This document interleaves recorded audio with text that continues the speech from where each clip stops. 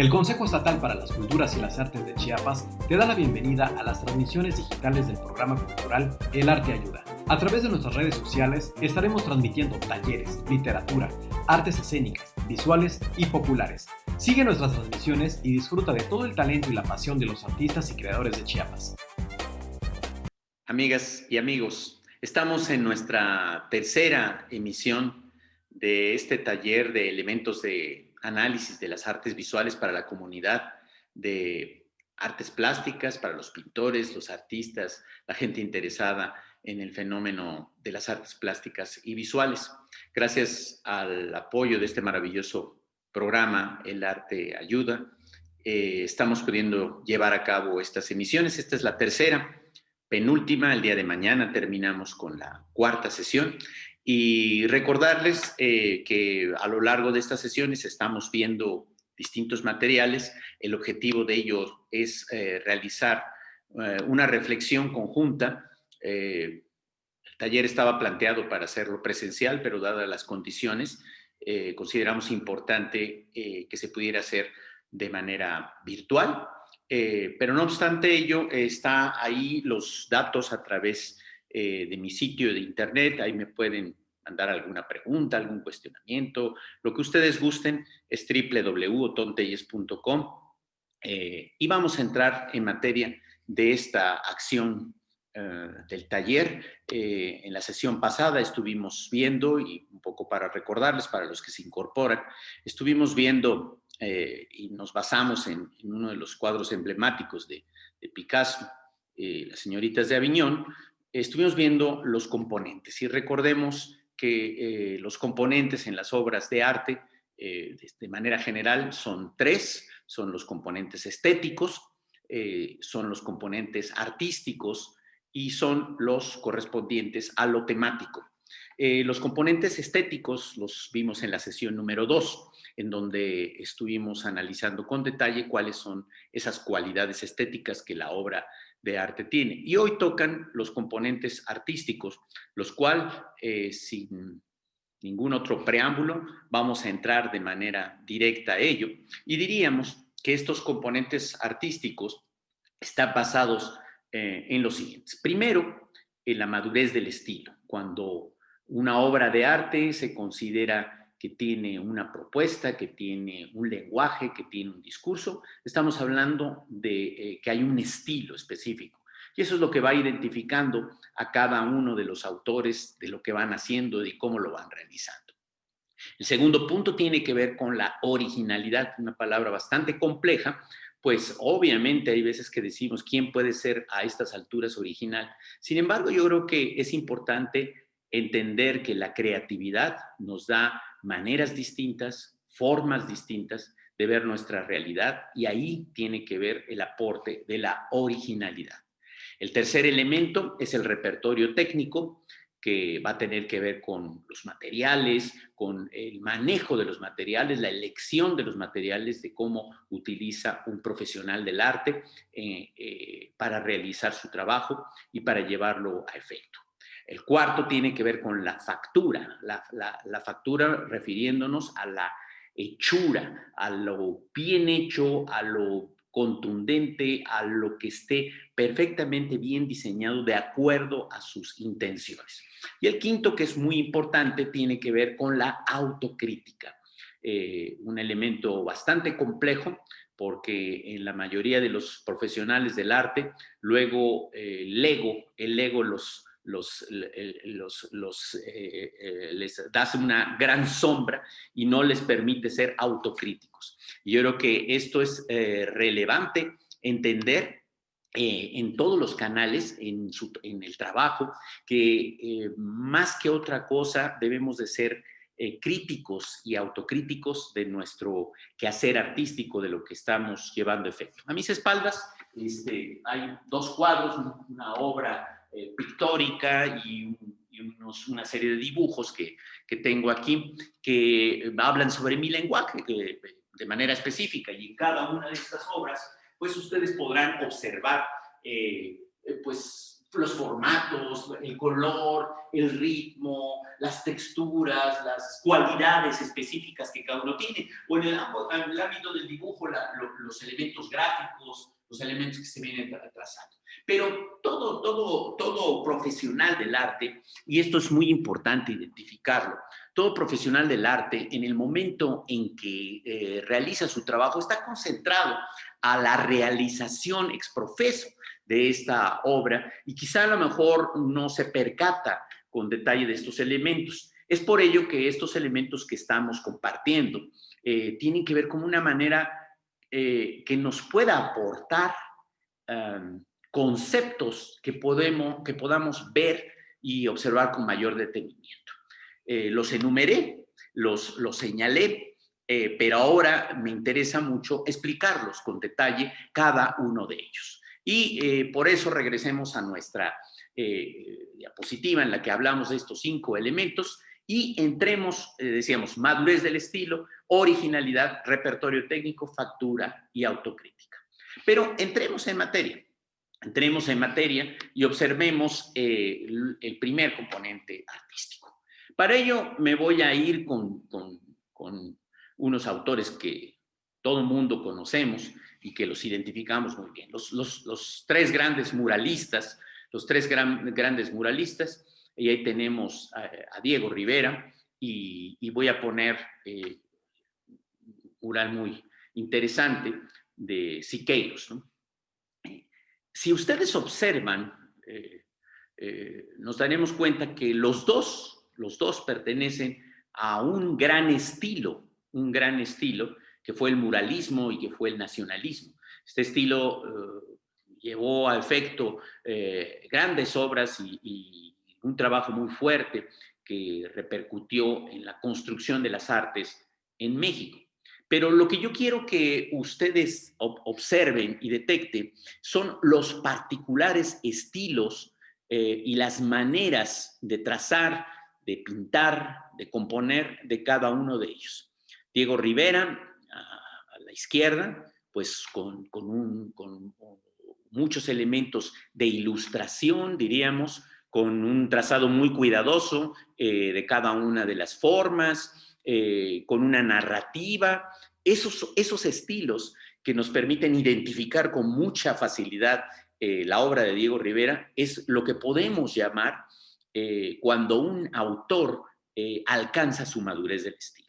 Lo mismo en el caso de Siqueiros, sus formas, esta manera de componer el tórax, el trabajo de lo que realiza cada uno de ellos en esta obra, pues yo creo que nos permite reconocer e identificar. Y si vemos al tercer muralista, nos vamos a dar cuenta también del estilo particular. Me estoy refiriendo al caso concreto de José Clemente Orozco.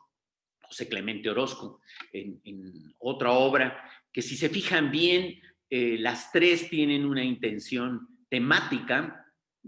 Recuerden que los componentes temáticos los vamos a tratar el día de mañana, pero que sí es importante en estos momentos identificar que aunque la temática es similar, es decir, estamos hablando de un periodo y de un proceso y de un momento histórico que tiene que ver pues con esto, la conquista, la invasión o como ustedes quieran desearlo, pero ese confrontamiento de 2 culturas, pues yo creo que es importante ver cómo cada uno de estos autores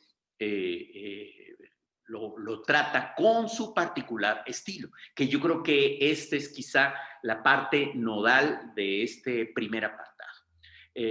¿Cómo se alcanza el estilo? Y el estilo se va alcanzando poco a poco a través de un proceso de construcción autocrítico de cada uno de los hacedores de arte, y siempre se van a tener influencias. Lo complejo es quitarse de esas influencias, eliminarlas, eliminar todo factor de copia que pueda existir o de elemento que pueda llevar efecto, y entrar en materia de un ejercicio más responsable de los estilos, de lo que se está buscando, tratar de buscar sus lenguajes como es en el caso de estos tres autores de los que estábamos mencionando. En lo particular, a mí me agrada mucho más el estilo de José Clemente Orozco, pero esto es cuestión de gustos y es cuestión de énfasis. Pero, por ejemplo, si ustedes ven en esta obra trabajada casi con una gama tonal muy básica, rojos, azules, los negros básicamente y blancos, pues automáticamente genera mucha fuerza, mucha fortaleza bajo esas características. Este sería el primer elemento de los componentes artísticos, la madurez del estilo. El segundo elemento tiene que ver con la originalidad. Una palabra compleja, decíamos, pero que me va a servir para ilustrar este trabajo, un proyecto que surgió, diríamos, surgió en el siglo pasado, ya diríamos, pero diríamos surgió en 1999 con una exposición muy fuerte que organizó el director artístico, que es Walter Knapp, sobre el cow pared. El cow pared, que es lo que están viendo. Bueno, diríamos, ¿qué es eso? Una vaca. Fueron tres vacas escogió él, diseñadas en acrílico, a tamaño natural. El objeto de este ejercicio era qué sucedería si en las grandes ciudades alejadas del campo, esto es muy importante, alejadas del campo, se presenta un elemento como una vaca de fibra de vidrio a tamaño natural. ¿Cuál va a ser la sorpresa para la gente? Porque a lo mejor la gente que estamos cercanos al campo, digo, yo lo estoy transmitiendo desde San Cristóbal de las Casas, pues ver una vaca es algo muy común y cotidiano, y más por donde vivo yo, que antiguamente eran las lecherías y la parte de María Auxiliadora que tenía sus grandes procesos de granjas y de productoras de quesos y cosas de este tipo, que ya ahora ya no lo hay, pero es muy usual ver una vaca, pero en una ciudad como Ciudad de México o como en Chicago, que fue donde surgió este primer elemento, este artista diseñó tres vacas, una vaca caminando, otra como pastando y otra recostada. Y esas tres vacas, todas en color blanco, el objetivo de este proyecto era dárselas a distintos artistas, los artistas de cada ciudad, para que las trabajaran, las decoraran, las realizaran con su particular estilo. Por eso quiero hablar de originalidad con ello, porque como a partir de un solo elemento, que es una vaca, la originalidad y la manera particular de cada uno va abordando pues su propuesta bajo estas características. Para cerrar esto del cow parade terminaba con diríamos, con una colección de 60, 70 vacas por cada ciudad, y se subastaban y luego esas servían para pues fines altruistas, el producto de lo que se vendía. Pero no estamos hablando del proyecto cow parade, que es también una propuesta de originalidad, sino de lo que me interesa compartir con ustedes es cómo los profesionales del arte abordaron cada quien esta posibilidad. Y vamos a dar un rápido vistazo con algunas. El cow parade surgió, también estuvo en Ciudad de México, y también convocó a distintos artistas que desarrollaron el trabajo en el Paseo de la Reforma en la Ciudad de México. Veamos, por ejemplo, este artista cómo tomó una de sus vacas, cuál es la originalidad, y eso ustedes vayan juzgando su proceso de crítica. Vean ustedes cómo lo resolvió, cómo se llevó a efecto. El objeto era que las vacas estuvieran a la intemperie, por lo tanto se tenían que utilizar técnicas que pudieran perdurar los 15, 20 o un mes de tiempo de duración que tendría la exposición.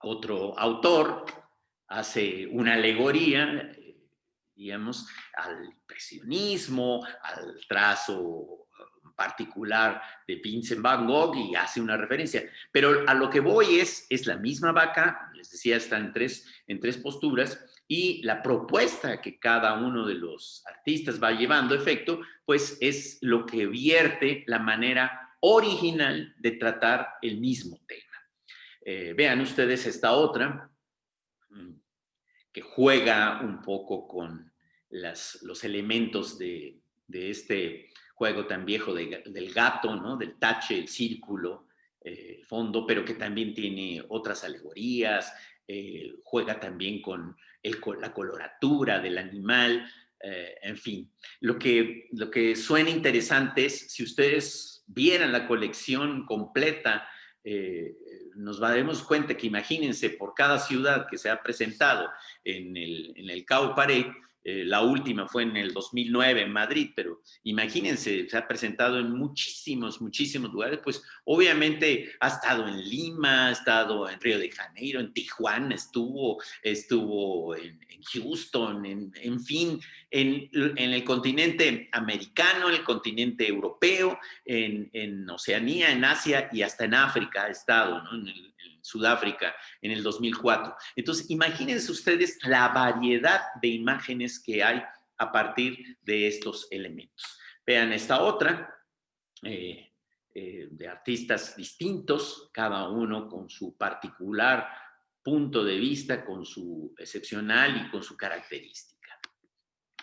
Esta es la de un servidor, esta es la mía, le llamé la vaca pictórica, obviamente que tiene que ver con mi lenguaje, con mi discurso, con mi coloratura. Esta se presentó y obviamente que tiene que ver con una temática que abordo mucho, que es directamente con respecto a la fertilidad, a la natura, al amor por las acciones. Pero son los elementos particulares que cada uno toca y que cada uno lleva a partir de esto, y que por eso para mí era muy importante reconocer cómo cuando uno tiene un estilo y le dan una propuesta de esta naturaleza, indiscutiblemente que a partir de su estilo es con el que uno va trabajando para que con base en eso haga la propuesta. Y va uno llevándolo bajo estos argumentos, la estructura plástica y visual de lo que va uno presentando.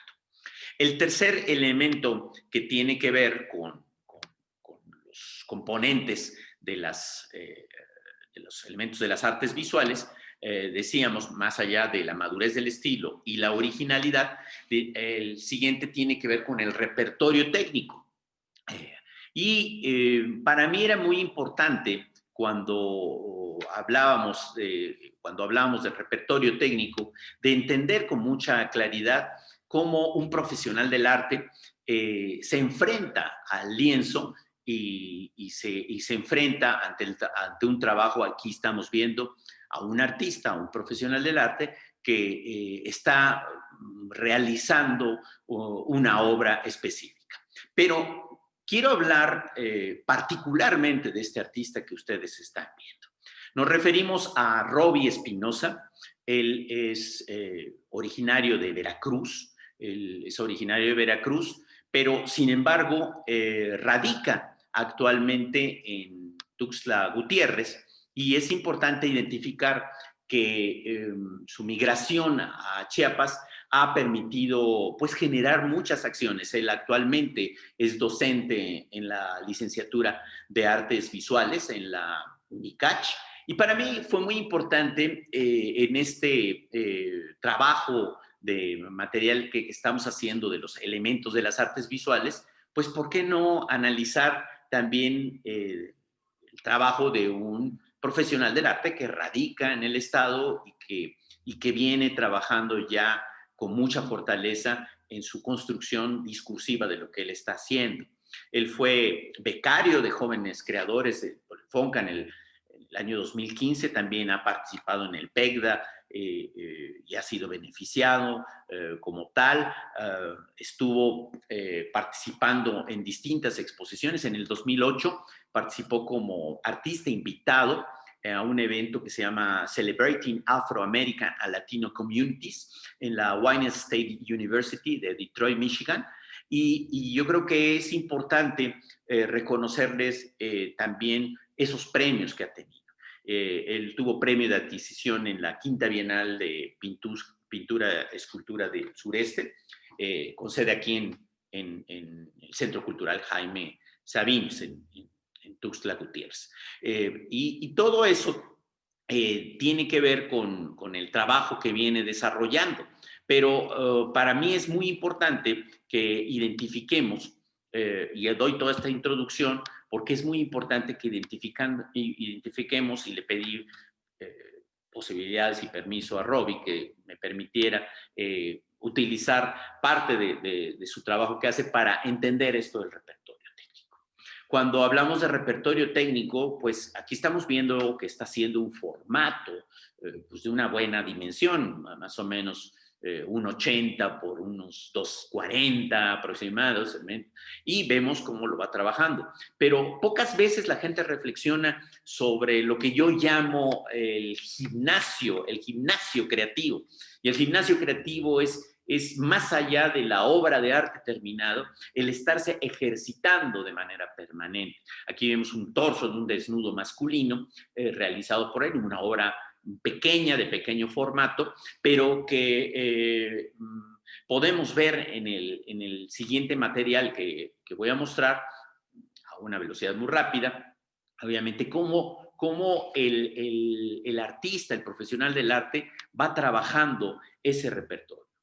Observen ustedes el manejo en que utiliza el óleo, aguado con determinadas características, supongo que es óleo, cómo se está llevando efecto, cómo lo va trazando y cómo va descubriendo. Y esa habilidad es la habilidad que un profesional va adquiriendo con respecto al uso del repertorio técnico. Obviamente no vamos a ver todo el proceso, pero estamos viendo un apartado en donde claramente ya empieza a estructurar el formato, queda estructurado y después con determinados detalles. Pero reconozcamos una cosa, aquí no estamos hablando claro que alguien diría, es una obra de arte. No, estamos hablando de un ejercicio, de una acción que el profesional del arte está llevando a efecto. Muy distinto, es decir, hay veces que creemos o consideramos que esto ya es una obra de arte como tal. No, yo creo que es importante identificar que son procesos, que son elementos que te permiten estar al día, como los pianistas que están tocando todo el tiempo, que están tocando las escalas, es decir, la ejercitación de tu trabajo. Y ya después tú te viertes en tu obra, en tu lenguaje, en tu discurso. Es decir, una cosa es el trabajo que tú haces en tu taller como ejercicio, decía así como gimnasio, así como alguien que va al gimnasio, como un deportista va al gimnasio para estar en forma y ya después será la competencia que hace en la Olimpiada o en los Juegos Panamericanos o en lo que sea. Lo mismo sucede con el profesional del arte. El profesional del arte tiene que estar en ejercicio permanente. Y Robbie Espinosa nos muestra en este pequeño material que acabamos de compartir cómo él, a partir de este ejercicio, pues nos deja evidencia de un repertorio técnico.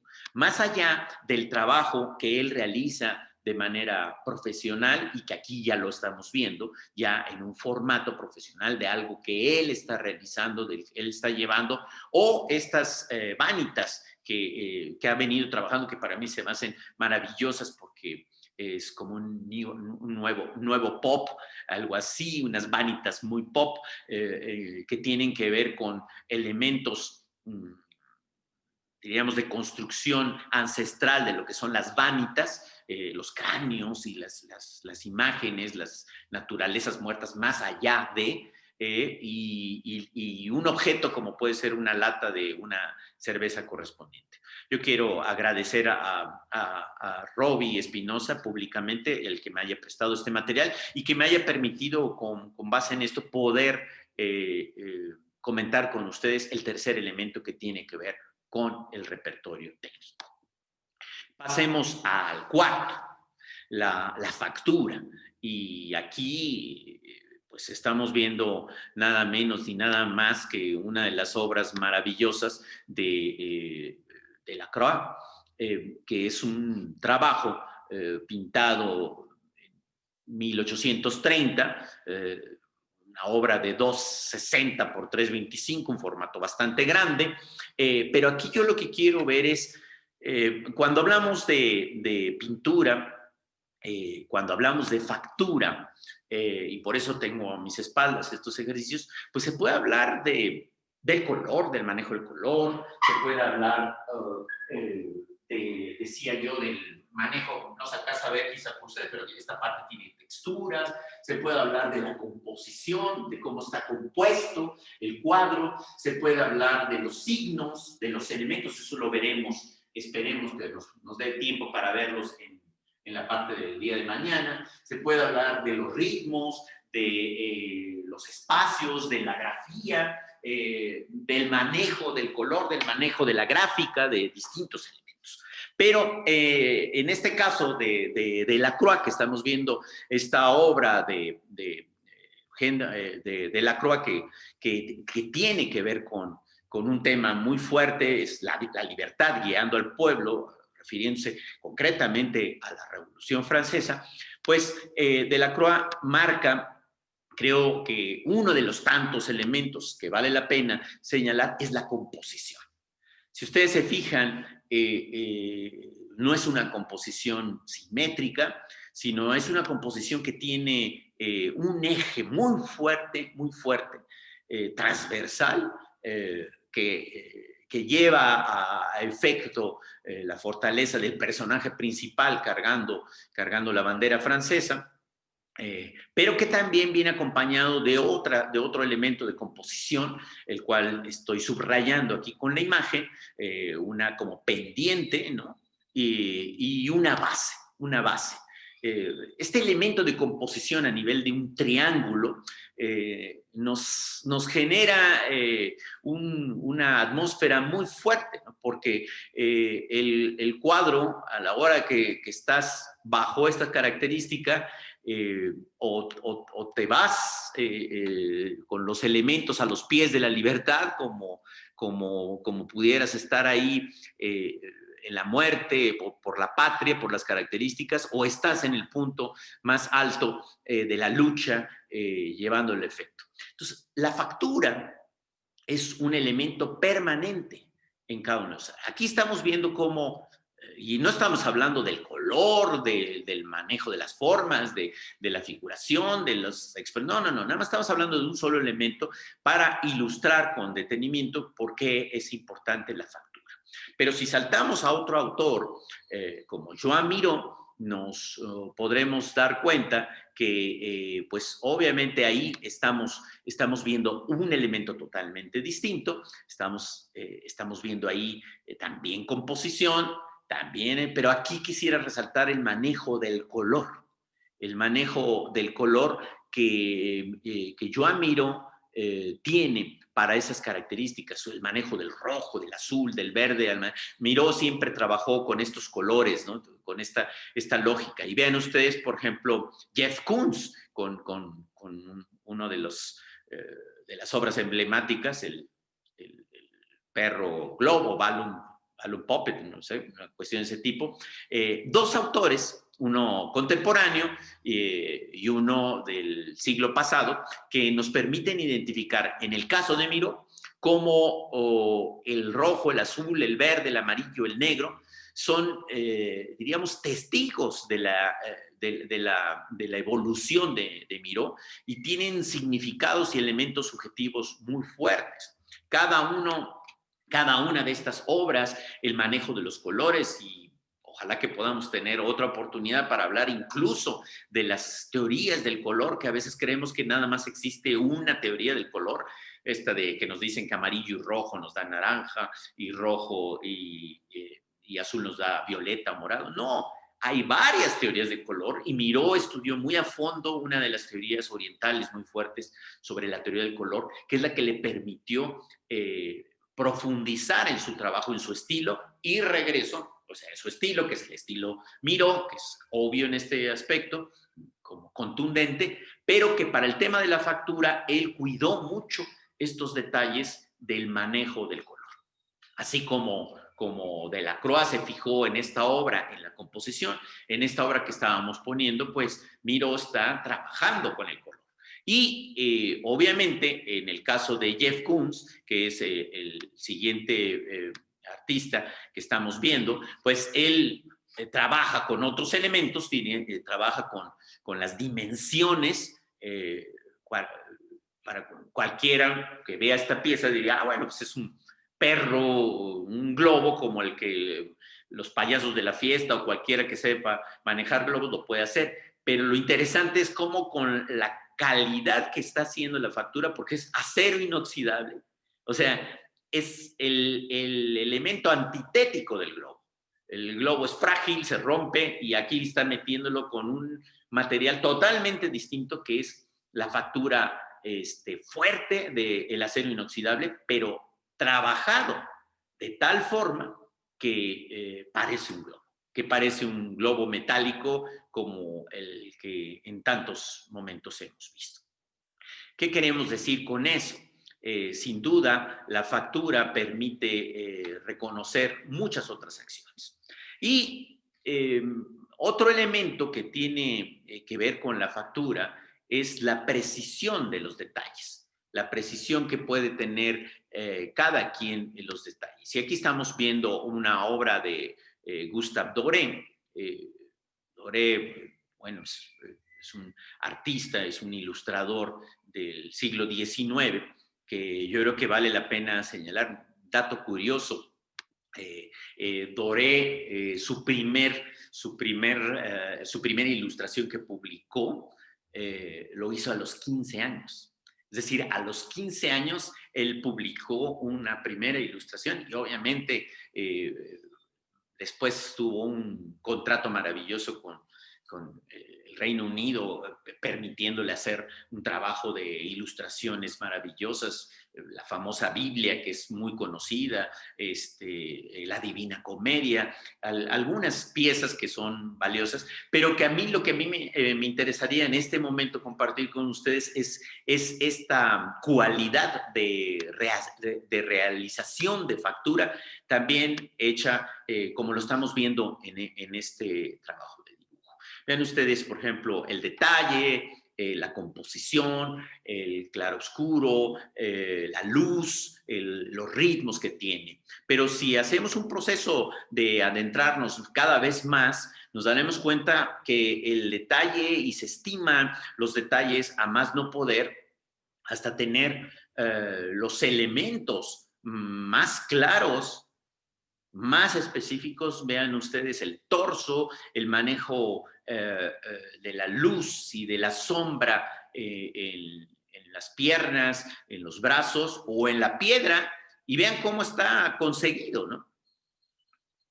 Con una diminuta, ojalá que se pueda ver en las pantallas de los móviles, pequeñito, acérquense lo más que se pueda, o como lo estén viendo, la finura de la raya del trazo, del trabajo que está llevando. Y cuando vemos eso, pues indiscutiblemente que dice uno, por supuesto que estamos hablando de alguien que maneja la factura con todo detalle, con todo cuidado, con todas las características.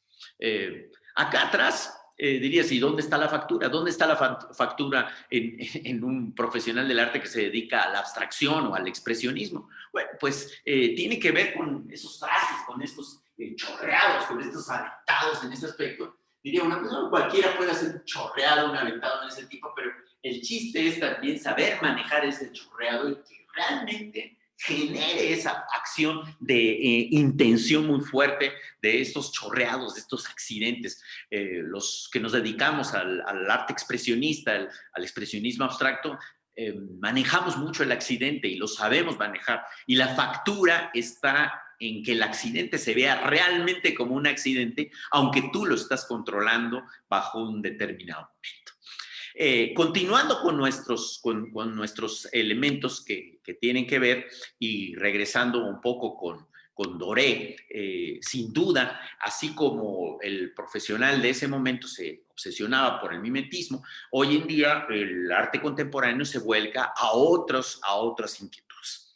Pasemos Pasemos pues al detalle máximo. Vean ustedes el detalle máximo que se tiene aquí bajo las características. La fotografía, aunque es buena, difícilmente se puede alcanzar a ver el detalle como se puede ver en un original, y la única manera de evaluar los componentes artísticos, y esto lo quiero subrayar con mucha claridad, es ante una obra en vivo, en vivo.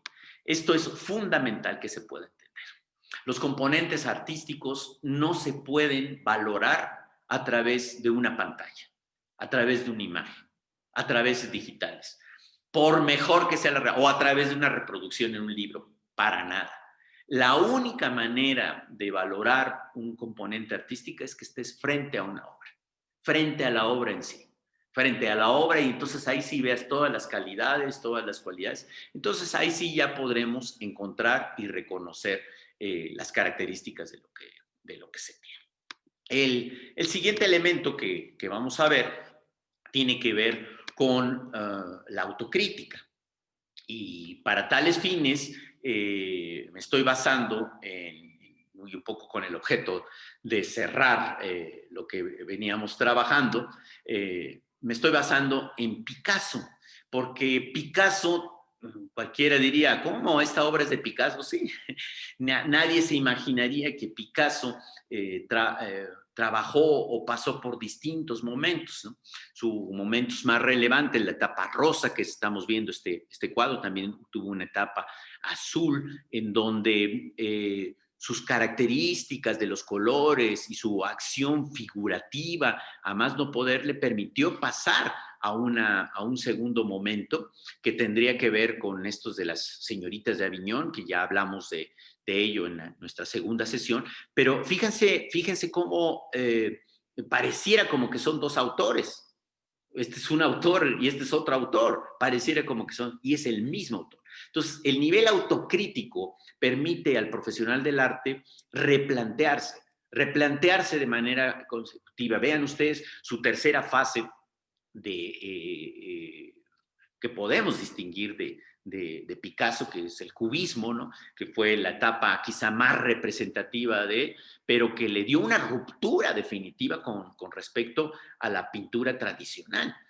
Pues trató de romper las estructuras a formas de otra manera, a formas de ver. Vean, una siguiente fase que hace después Picasso en otro momento, en un momento en donde algunas personas dicen que se acercó más hacia el, ¿qué diríamos? Hacia el surrealismo, hacia los elementos como de un periodo más de 1930, buscando como elementos de este tipo, pero que era un reflejo de su alto nivel de autocrítica. Y sin duda alguna, el siguiente elemento y quizá la obra más emblemática de nuestro autor, pues es el Guernica, que el Guernica suma todos estos estilos, lleva todo el elemento muy fuerte con sus símbolos, con una obra de arte que se queda para la eternidad y que se queda con símbolos y con trazos. Yo creo que quienes nos detengamos en este ojo lámpara, se nos queda en el inconsciente para toda la vida y por muchos momentos. Podríamos decir que hablar de autocrítica significa que es el profesional del arte tenga la capacidad de conocer y entender sus lenguajes. Yo a veces lo describo como el subir una cima. Es decir, el proceso de construcción de un profesional del arte es primero lo técnico en las escuelas, formarse muy bien, y después empieza a ascender, a buscar su propio estilo, quitando las influencias. Pero ya que llega a eso, llega como una meseta en donde, dice Juan Hacha, mi maestro Juan Hacha, decía él, se autoplagia. Muy interesante, se autoplagia, es decir, como que se copia a sí mismo, sigue haciendo su mismo estilo, y ahí se queda. Cuando hay un nivel de autocrítica muy fuerte, como lo vimos con Pablo Picasso, entonces vuelve a subir a un siguiente nivel y estás en otro estadio. Y nuevamente vuelve a subir y otro estadio y así sucesivamente. Picasso yo creo que es una muestra muy clara de cómo a lo largo de su vida como un artista fue ascendiendo, ascendiendo, buscando poco a poco estos niveles, estos estilos, replanteándose sus propios estilos y alcanzando acciones totalmente novedosas y complementarias. Sin duda, el Guernica de Picasso es una muestra muy clara de los niveles autocríticos, incluso hasta de su ejercicio, porque él estaba a punto de pintar otra cosa para un pabellón y cuando le avisaron del bombardeo de Guernica fue cuando él cambió el planteamiento y lo hizo bajo esas características. De ahí que el material con el que está hecho no es muy bueno y de ahí que pues ha costado mucho trabajo su conservación. Pero eso es otro tema.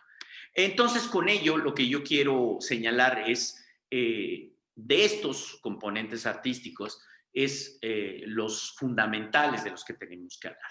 Cuando reconocemos una obra, podemos identificar, diríamos, y aquí nos pondríamos en el proceso de intención de un profesional del arte, diríamos, si yo soy un joven o que estoy apenas trabajando, pues hay que trabajar muy fuerte para alcanzar un estilo particular, para buscar una propuesta original también, o para mejorar mi repertorio técnico. Si conozco bien la pintura, si conozco bien las latas, los aerosoles, bueno, a lo mejor me meto a la acuarela, o me meto al pastel, o me meto a la gráfica, o me meto al stencil, y voy buscando otros elementos más que me permitan cubrir estas características.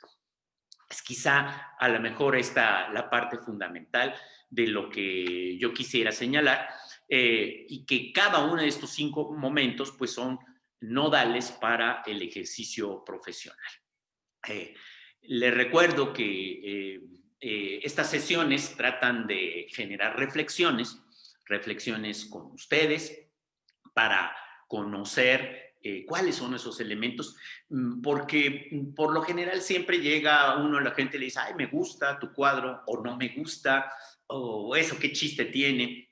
Y yo creo que valdría la pena en realizar un ejercicio pues más profesional, con más elementos.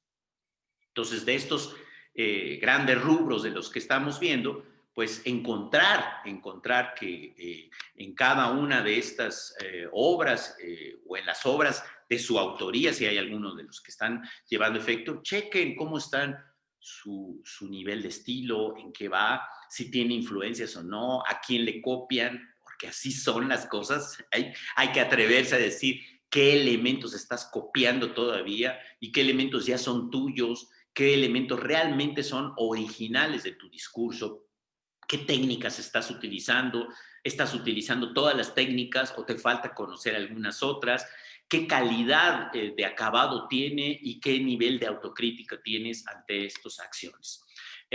Esto es parte del análisis que debemos de hacer con respecto a una obra de arte, cualquiera que ésta sea, de las artes visuales. Les reitero que estamos en nuestra tercera sesión de este taller. Espero que haya sido de su agrado esta tercera sesión. Hay dudas, si hay dudas, hay comentarios, tenemos ahí la posibilidad de comunicarnos a través del sitio que estoy poniendo ahí, www.tontelles.com. Y sin duda, yo creo que gracias a esta maravilla del arte ayuda, nos permite reconocer el viaje que hay interno dentro de todo este proceso artístico. No me queda más que despedirme de ustedes, de todas y todos los que me están acompañando en este momento, decirles que estamos en nuestra tercera emisión y que el día de mañana terminamos con la cuarta emisión en donde trabajaremos los elementos temáticos. Ya trabajamos los elementos estéticos, hoy los elementos artísticos y los elementos temáticos. Y en nuestra primera sesión dimos un panorama global de lo que es la producción, distribución y consumo de bienes artísticos y culturales, que espero haya sido de su agrado. Cuídense mucho, les mando un fuerte abrazo desde aquí y muchas gracias a todos. Nos vemos mañana. Consejo Estatal para las Culturas y las Artes. Gobierno de Chiapas.